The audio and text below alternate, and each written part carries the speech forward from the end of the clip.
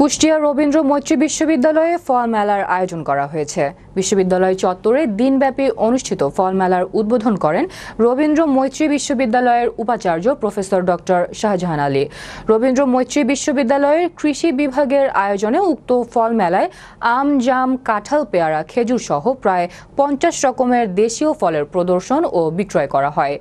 নতুন প্রজন্মকে বিভিন্ন রকমের দেশীয় ফলের সাথে পরিচয় করিয়ে দিতে এবং কোন ফলের কোন পুষ্টি ও গুণাগুণ জানাতে সম্পূর্ণ ফরমালিন মুক্ত এই ফল মেলার আয়োজন করা হয়েছে বলে জানিয়েছেন আয়োজকরা। প্রায় 50 রকমের বিভিন্ন দেশীয় ফল রয়েছে রবীন্দ্র মৈত্রী বিশ্ববিদ্যালয়ের এই ফল মেলাতে। সবাইকে এই মেলা থেকে ফল কিনে আয়োজকদের উৎসাহ দেওয়ার আহ্বান জানান বিশ্ববিদ্যালয়ের উপাচার্য প্রফেসর ডক্টর শাহজাহান আলী।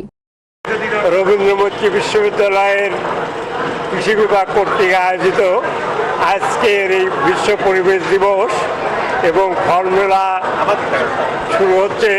এই ফল মেলা এবং বিশ্ব পরিবেশ দিবসের আলোচনা সভা সাফল্যমণ্ডিত হোক, এটাই আমরা কামনা করছি।